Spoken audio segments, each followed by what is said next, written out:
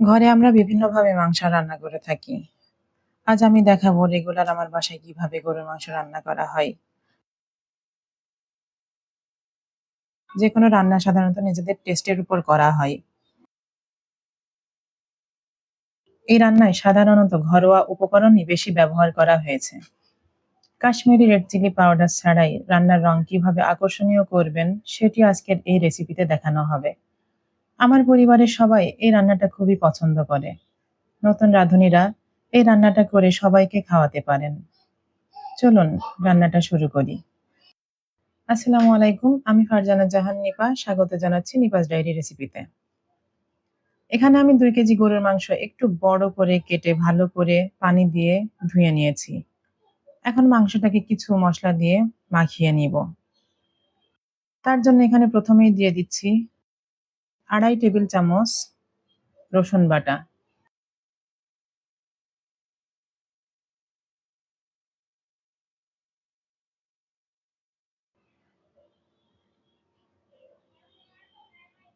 ১ table চামচ আদা বাটা,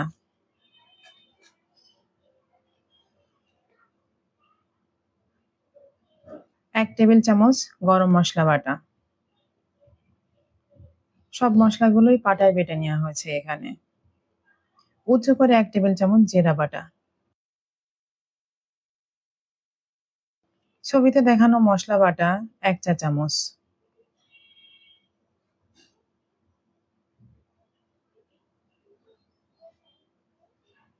উঁচু করে ১ টেবিল চামচ হলুদের গুঁড়া,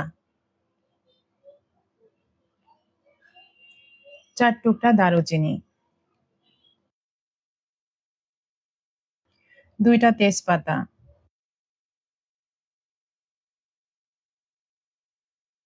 ২ টা এলাচ ও ৭-৮ টা লবঙ্গ,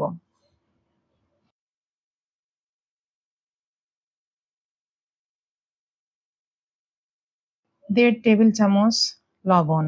এখানে লবণ আপনারা আপনাদের টেস্ট অনুযায়ী দেবেন। তবে এই রান্নার এই পরিমাণের জন্য এটাই ঠিক আছে। এবং ১/২ কাপ সরিষার তেল দিয়ে মাংসটাকে ভালোভাবে উল্টে-পাল্টে মাখিয়ে নিচ্ছি।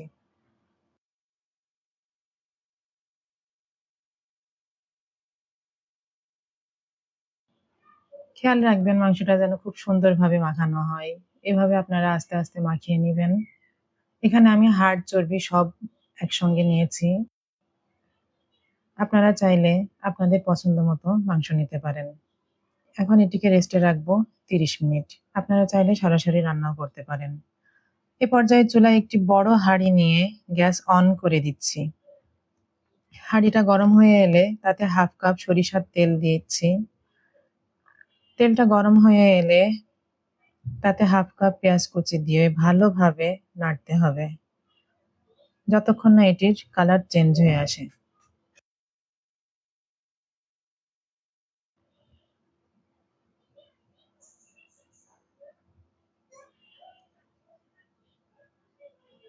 সরিষার তেল দিয়ে রান্না করলে এমন ফেনা হয়, তাই খেয়াল রাখতে হবে যেন পেঁয়াজটা পুড়ে না যায়।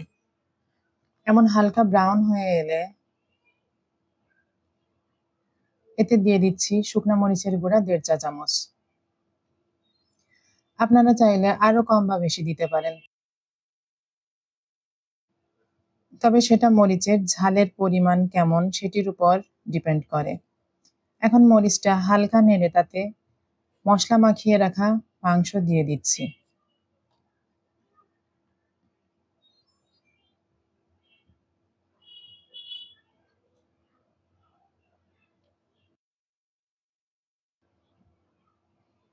এ পর্যায়ে মাংসটাকে ভালোভাবে নাড়তে হবে।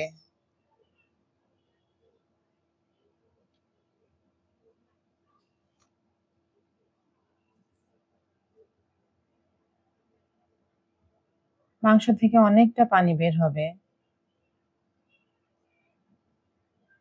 কিন্তু তারপরও এতে একটু পানি দিতে হবে। এখন আমি এতে ১ কাপ পানি দিয়ে ভালো করে নেড়ে ঢাকনা দিয়ে কষিয়ে নিব।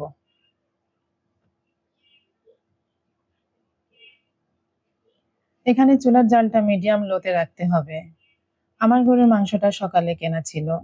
সেটির কারণে অল্প পানি দিয়েছি। আপনাদের যদি ফ্রিজে রাখা মাংস হয় সেক্ষেত্রে পানি ২ বা ৩ কাপ দিতে হবে। দেখতে পারছেন মাংসের রংটা এখনই কত সুন্দর হয়ে এসেছে। মাংসটাকে ৩০ মিনিট রান্না করতে হবে এভাবেই।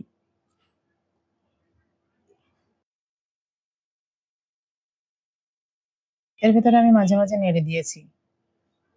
পুড়ে গেলে কিন্তু মাংসের টেস্ট চেঞ্জ হয়ে যাবে। তাই খেয়াল রাখতে হবে যেন মাংস পাতিলে লেগে না যায়। এখন মাংস থেকে তেল বের হয়ে এলে এতে গ্রেভির জন্য ২ কাপ পানি দিয়ে দিচ্ছি। অতিরিক্ত পানি দিবেন না কারণ বেশি গ্রেভি থাকলে মাংসের টেস্ট ভালো লাগে না। এ পর্যায়ে আর ঢাকনা দিব না, হালকা আঁচে রান্না করে নিব আরো ১০ মিনিট। আমার রান্না শেষ। এখন গরম, গরম পরিবেশন করে দেখাচ্ছি। এটি সাধারণত যেকোনো ধরনের রুটি, সাদা ভাত বা খিচুড়ি দিয়ে বেশি ভালো লাগে। দেখতে পাচ্ছেন কালারটা কত আকর্ষণীয় হয়েছে। রান্নাটা যদি ভালো লাগে তাহলে আমার চ্যানেলটি সাবস্ক্রাইব করে দিবেন এবং পাশে থাকা বেল আইকনটি প্রেস করে দিবেন, যাতে আমি কোনো ভিডিও পোস্ট করলে সাথে, সাথে আপনি নোটিফিকেশন পান। আর যদি ঘরে তৈরি করেন তাহলে কেমন হয়েছে রান্নাটি কমেন্ট করে জানাতে ভুলবেন না। আজকের মতো এখানেই শেষ করছি। ধন্যবাদ।